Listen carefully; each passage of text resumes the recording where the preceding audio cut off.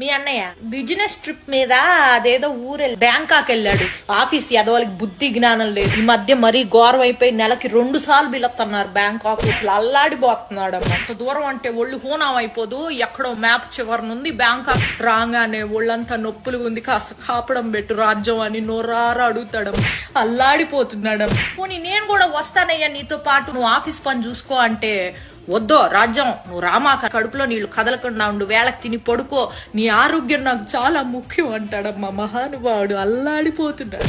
ఓ రోజైతే అర్ధరాత్రి పూట ఆఫీస్ నుంచి పూజ అనే అమ్మాయి ఫోన్ చేసి నువ్వు ఉన్న పళంగా రావాలి అర్జెంటుగా అని చెప్పేసేసరికి మనిషి ప్యాంటు చొక్కా వేసుకొని గబా గబా గబా గబా బయలుదేరిపోయాడమ్మా. తెల్లారొచ్చాక తెలిసింది ఆ పూజ అనే అమ్మాయి ఫోన్ చేయకపోతే ఉద్యోగం కాస్త ఊడిపోయేది. అల్లాడిపోతున్నాడమ్మా మనిషి. అసలు ఏమైంది తెలుసా, నేను పుట్టిన నుంచి వచ్చేటప్పటికి ఇంట్లో ఒక అమ్మాయి ఉంది. నాన్న నీకు ఎవరండి ఈవిడే అని అడిగేసేప్పటికి అర్బన్ క్లాప్ నుంచి పిలిపించాడంట నన్ను సర్ప్రైజ్ చేయడానికి, ఇల్లంతా క్లీన్ చేయించి.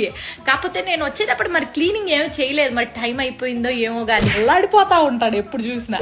చింటూగాడి క్లాస్ టీచర్ తోటి 24 గంటలు ఫోన్ మాట్లాడుతూ ఉంటాడు. వాడికి ఎలా చదువు నేర్పించాలని చెప్పి సలహాలు ఇస్తా ఉంటాడంట. 1-2 సార్లు ఇంటికి కూడా వచ్చింది అనుకో. మన ఇంటి కింద లేదు, 4 కాలేజీ అమ్మాయిలకి అద్దెకిచ్చాడు మీ అన్నయ్య.